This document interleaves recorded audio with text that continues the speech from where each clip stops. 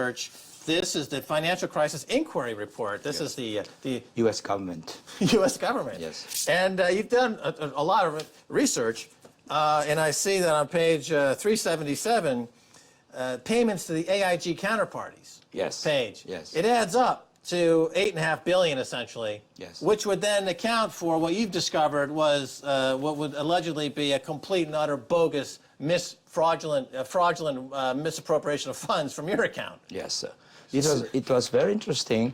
I found out 1 month before the RBS bankers they bombarded my office and demanded 85 million rand figures. And I asked them why. But they said if I don't pay now, they'll destroy my companies. So I had to offer them some pledge. But what we found out was they cooked the 2 documents, let me sign, and created my company shares, and they valued it to 85 million shares. And from the internal computer on that paper, we realized it's for 80.5 billion. I believe this 8.5 billion was for the AIG rescue for 85 billion round figures of 10%. I believe my account was, and my balance sheet was used for the CDS to help the credit default swaps. Correct, credit default swap for the until the 13.3 section to be approved by the New York Fed.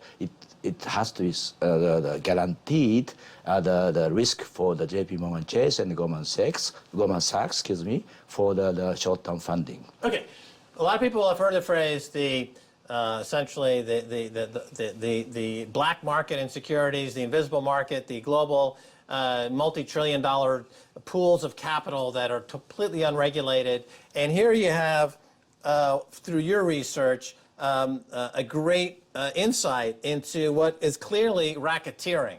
As we've said on this show many times, RBS, JP Morgan, Goldman Sachs, Barclays, HSBC, Lloyds, are engaged in what would appear to be a clear case of racketeering.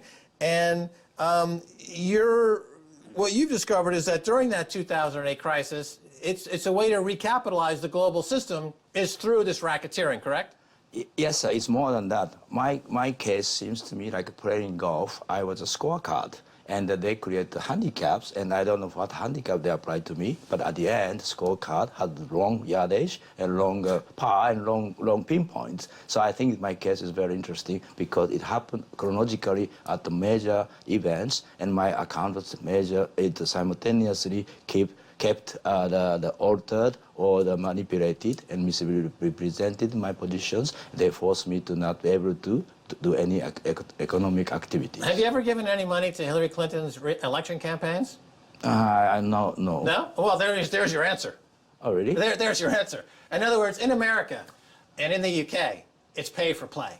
You give politicians money, and they won't target you in the way you've been targeted. Your problem was that you were an honest businessman.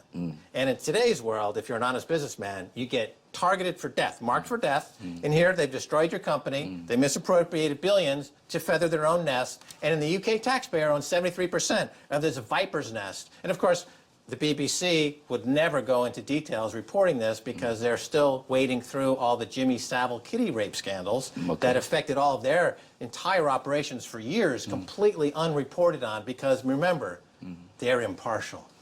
So let's talk a little bit about iron ore prices because